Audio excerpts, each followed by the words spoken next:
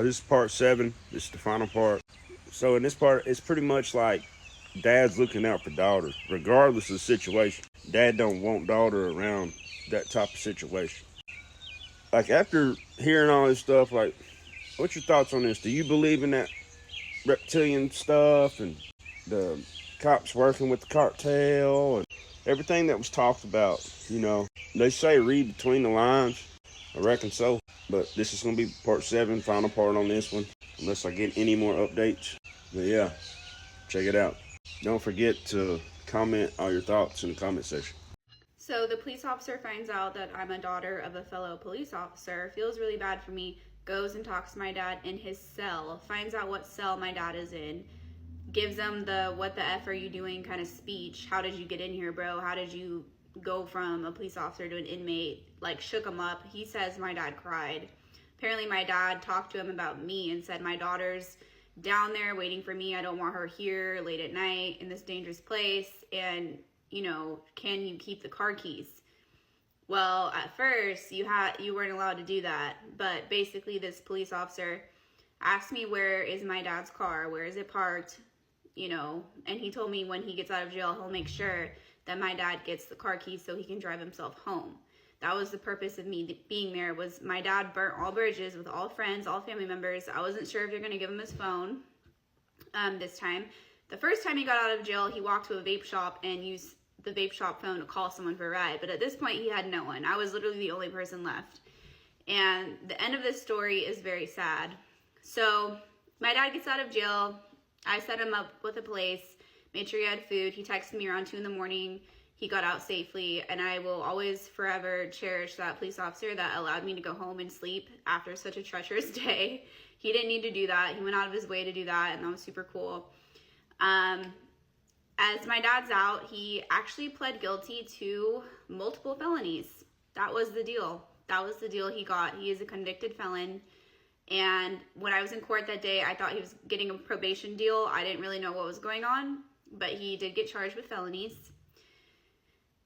Still to this day, I think he's pursuing some lawsuits of his own. I no longer speak with my dad because he wanted to sue my best friend's dad's firm, which was the criminal defense attorney that I hired for him in court. He did not like the fact or the deal that he got, the probation deal. He does not like the fact that he's a convicted felon. And the moral of the story is, we love people who are really toxic. We try to help them, and some people cannot be helped, and you will learn that the hard way. I thought that if I was the only person to help him, that he would never burn a bridge with me, but trying to sue my best friend's dad's firm that was only trying to help you was the bottom line for me. Like, that's my best friend since I was 11 years old. So my dad and I are not speaking right now, but it was really interesting on a psychological level, as I am a licensed nurse and I want a PhD in psychology, and I'm looking at becoming a forensic psychologist as well as keeping my nursing license. My dad told me he was in love with his mistress and he was in love with my stepmom at the same time. The mistress was a female police officer. Her husband was the head of a SWAT team. She left her husband for my dad. This is how crazy a narcissist can wreak havoc and hell through people's lives. So just be cautious with people, because for the whole last few years, I felt mentally ill myself. It was rubbing off on me. And if you have family members like this, But I saw my cousin in the news from her car accident and her death. I saw my dad in the news they portrayed him as a drug addicted police officer that beats people and beats women. My father never hit me. He never hit my mom. And during a psychotic episode, he did, attempt to lunge at my stepmom. He told me he thought she was a reptilian demon a few hours prior to that. But when I was a kid, I barely got spanked by him.